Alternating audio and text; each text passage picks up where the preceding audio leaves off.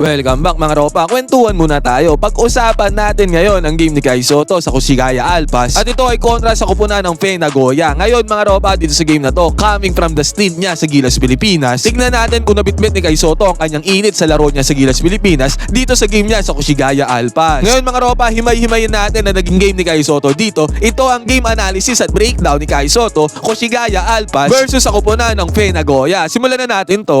Okay, game. Dito muna tayo magsimula mga ropa. Possession ng kalaban nila Kai Sotto ng Fe Nagoya. Sa senaryo na to mga ropa, nag-set ng high screen dito ang Fe Nagoya. Wala namang switch na nangyari dito. Dahil naglaban na bahagya dito yung kakampi ni Kai Sotto sa screen. Pick and pop ang nangyari dito mga ropa. Dahil hindi naman nag-roll papunta sa ring yung Fe Nagoya. Pero pansinin natin ang ginawa ni Kai Sotto dito. Kahit bahagyang naka-zone defense siya dito, nung nakita niyang open 3-pointer dito ang Fe Nagoya, agaran siyang umangat dito at na-close out niya naman dito. Ang possible na maging 3-point attempt dito ng Fe Nagoya. Umatake ngayon dito ang Fe Nagoya mga ropa. Tingnan natin na nakasunod pa rin si Kai Sotto dito. Dahil dyan sa depensa na yan ni Kai Sotto mga ropa, nawala ng space dito ang Fe Nagoya para saan na magkaroon siya ng tira. Kahit clearly na mas matangkad dito si Kai Sotto mga ropa, hindi siya naiwan dito sa atake ng Fe Nagoya. At the same time, nasaraduhan niya din ang driving lane dito ng Fe Nagoya. Kaya ang outcome dito mga ropa, pasa na lang ng player ng Fe Nagoya. Wala siyang nagawa dito sa depensa ni Kai Sotto. Ngayon mga ropa, baka sinasabi nyo ino-overhype ko dito yung simpleng possession at depensa na yon ni Kai Sotto against sa Fe Nagoya. Ang pino-point out ko dito is yung kanyang mobility na kaya niya mag-stretch sa floor at dumepensa doon sa may 3-point line. At the same time, kayang-kaya niya ding humabol if ever na-drive dito yung kanyang mga kalaban. At ang tendency outcome nga dito mga ropa, na wala na option dito yung ball handler para itira yung bola at salaksakan si Kai Sotto, magkaroon siya ng tira. At nag-end up na nga lang to sa pasa. At another one mga ropa, nandito sa paint si Kai Sotto. At tignan natin yung binabantayan niya dito na umatras dito sa may corner 3-pointer. Pero still sa pagkakataon na yan mga ropa, naka-recover si Kai Sotto para mag-close out dahil nagkaroon ng option dito yung Fe Nagoya na tumira sana dito sa may corner right 3-pointer. Dahil sa close out ng pambato natin na si Kai Sotto mga ropa, fake na lang ang ginawa dito ng Fe Nagoya. At the same time, inatake niya dito ang depensa ni Kai Sotto. Again mga ropa, yung mobility ni Kai Sotto ang kapuri-puri dito na kahit na nag-fake dito yung kalaban niya sa may 3-pointer, nasundan niya pa rin nung umatake ito sa kanyang depensa. At nag-end up nga yan mga ropa dahil walang option dito na itira at nakadit nga sa kanya si Kai Sotto. Nag-end up yan, pinasa na ulit yung bola dun sa kanyang mga kakampi. Ngayon mga ropa, dito nga sa depensa na to ay galing pa si Kai Sotto dun sa may paint. I-comment natin yung depensa niya na kaya niyang mag-stretch ng floor from interior defense to exterior defense. At take note mga ropa, nung pumake pa dyan yung kalaban, still nakasunod pa rin ang ating bambato na si Kai Sotto sa depensa galing sa fake ng kalaban. Ito mga ropa, depensa ulit ng Koshigaya Alpas. Makita ko sa inyo tong breakdown na to na ginawang depensa dito ng Koshigaya. Play ng Fe Nagoya mga ropa, nag-set sila ng high screen dito at the same time ang ginawang response dito ng Koshigaya Alpas, nag-double team sila sa ball handler. Ibig sabihin mga ropa, si Kai Sotto dumouble team dito sa player na to at the same time nag-roll naman dito yung Fe Nagoya. Ibig sabihin sa pag-roll na to ng Fe Nagoya mga ropa, walang bantay sa kanya kasi nga nag-send ng double team dito yung Koshigaya Alpas. Pero sa pagkakataon na to mga ropa, ang daling naka-roll ng Fe Nagoya at the same time open na open siya sa layup. Ngayon mga ropa, dyan sa senaryo na yan, sino nga ba ang dapat sumalo at bumantay doon sa nag-roll? Itong player na to ang naka-assign at dapat mag-close out doon sa nag-roll mga ropa. At the same time kasi yung dumouble team dito, na yung lilipat at dedepensa doon sa may corner 3-pointer na hindi dapat ginawa ng player na to. Dapat bumenso na siya dito sa may ilalim sa may paint para close out doon sa may nag-roll. Pero dahil doon siya dumepensa sa may 3-pointer mga ropa na ginawa din ng isang player ng Koshigaya Alpas, open na open yung nag-roll dito mga ropa, walang bumantay sa kanya. Tendency outcome mga ropa, easy 2 points para sa kupunan ng Fe Nagoya. At dito naman mga ropa, senaryo na to, opensa naman ni Kai Sotto at ng Koshigaya Alpas. Pansinin natin na nasa may ilalim dito si Kai Sotto dito sa may opensa at buti na lang napasaan siya dito ng kanyang kakampi sa may ilalim. Ngayon mga ropa, dahil napasaan na nga si Kai Sotto dito sa may baseline, ang ginawa ni Kai Sotto dito mga ropa, inatake ang depensa ng Fe Nagoya. Medyo mahirap ang sitwasyon ni Kai Sotto dito dahil nandun siya sa may pinakang ilalim ng backboard. Kaya't matindihang duko talaga ang ginawa ni Kai Sotto dito at nagmintes nga ang kanyang tira. Pero what a hustle play din naman ang ginawa ni Kai Sotto dito para mabawi ang kanyang mintes at siya ang nakakuha ng offensive rebound. At the same time, what a circus shot pa ang pinakawalan ni Kai Sotto dito para simulan ang spark ng kanyang opensa. Yan tira na yan mga ropa, basket is good and a foul pa ang nangyari. Basically mga ropa, hustle at sipag ni Kai Sotto ang nag-earn sa kanya dito ng 2 points at counted and a foul pa. Yang galaw at hustle na yan ni Kai Sotto mga ropa ay makikita natin dun sa recent stint niya nga sa Gilas Pilipinas kontra sa New Zealand at sa Hong Kong. At again, possession ulit ng Koshigaya Alpas dito. Pansin ko lang mga ropa, pag opensa ng Koshigaya Alpas, hindi talaga nakasentro kay Kai Sotto yung opensa. O ang ibig sabihin ko mga ropa, wala si Kai Sotto sa first, second or third option man lang ng Koshigaya Alpas sa opensa. Paano ko nasabi yun? Dito sa possession na to mga ropa, nag-set ng high screen si Kai Sotto. Pero pansinin natin dito yung ball handler ng Koshigaya Alpas, ginamit niya dito si Kai Sotto as screen. Pero yung body language niya mga ropa, talagang dediretso siya papunta dun sa may ring. Ibig sabihin, wala sa option niya na ipasa kay Kai Sotto na na nag-roll dito sa may paint. Nabigyan niya ng bola at dito nga din diretso niya yung kanyang tira. Basket is good naman yan para sa kupunan ng Koshigaya Alpas. Pero kung papanoodin nyo ang buong game ng Koshigaya Alpas mga ropa, wala si Kai Sotto sa first, second or kahit third option man lang ng kupunan na to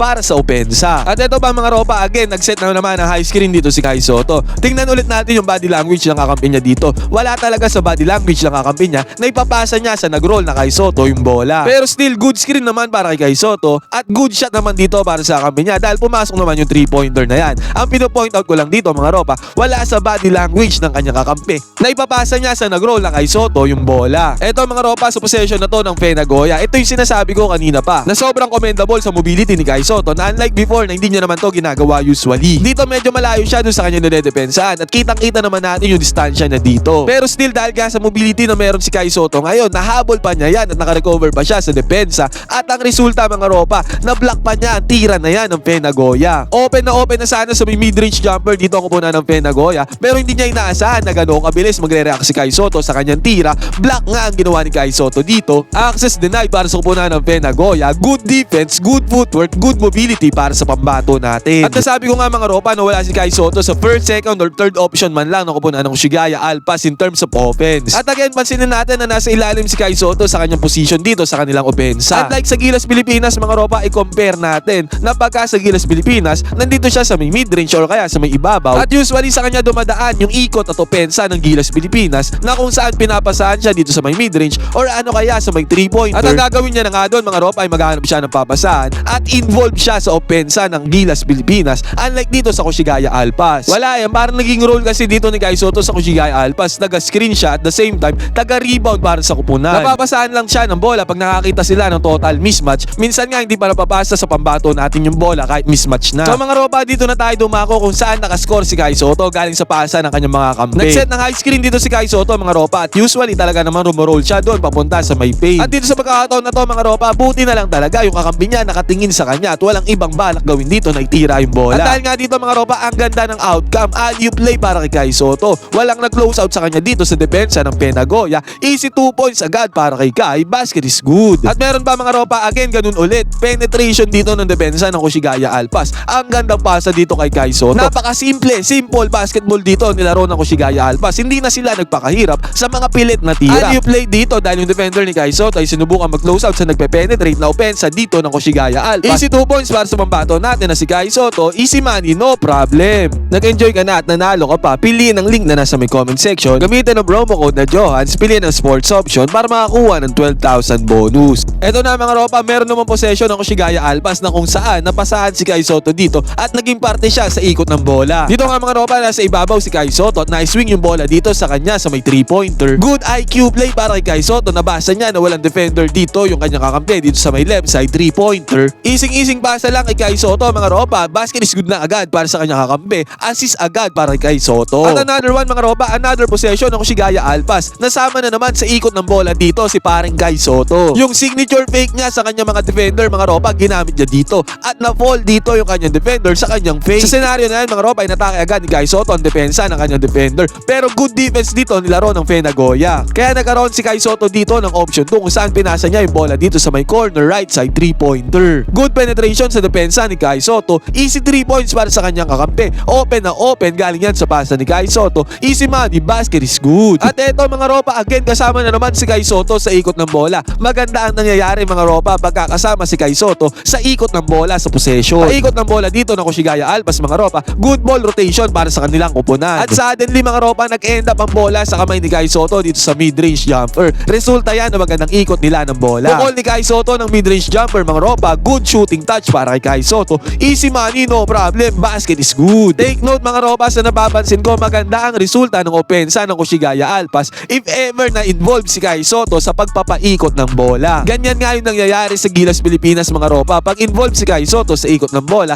maganda usually ang nagiging resulta ng opensa. At isama na din natin tong possession na to ng Fe Nagoya. Makulit dito yung Fe Nagoya mga ropa. Pinilit niya pa yung tira dito sa may ilalim na pwede niya namang i-kick out yung bola. Pero desisyon niya yan mga ropa, ang ending tuloy. Tapal siya dito ni Kai Sotto. Parang nag-volleyball dito ang ating pambato. Good defense para sa kanya. At dito mga ropa, atake sa depensa ng Koshigaya Alpas. Pero buti na lang nandito ang ating pambato na si Kai Sotto sa may ilalim. Good offensive rebound para kay Kai Sotto. Ang tendency outcome nito, what a dunk pa ang kanyang ginawa dito. Reverse dunk para kay Kai Kai Soto para sa easy 2 points, basket is good. At the same time, sinabi ko nga kanina mga ropa na papasahan si Kai Soto dito sa may paint, sa may ilalim, pag napakaganda talaga ng kanyang pwesto. At isa na nga to sa possession na sinasabi ko mga ropa, ang ganda ng pwesto ni Kai Soto dito. Kitang-kita siya nung kanyang kakampi na maganda ang kanyang position. Pagkabasa ng bola dito mga ropa, dahil nga mismatch ang defender na yan mga ropa, easing 2 points lang para kay Kai Soto. Basket is good, simple basketball para sa upunan ng Koshigaya. Pero dito sa game na to mga ropa, na naging crucial game eventually, nagkaroon ng costly turnover dito ang upunan ng Koshigaya Alpas na kung saan involved ang ating kabayan na si Kai Soto. Di naman natin may pagkakaila na pangit at pilit talaga ang pasa na to ng kanyang kakampi at nag-end up yan sa turnover. At the same time, another possession na naman ng Koshigaya Alpas, turnover din ang kinalabasan dito. Hindi nasalo na maayos si Kai Soto. At the same time, meron din namang resistance dito ang kupunan ng Fe Nagoya. Turnover ang kinalabasan dito para sa kupunan ng Koshigaya Alpas. Nakabawi naman si Kai Soto dito mga ropa sa kanilang crucial pick and pop gameplay.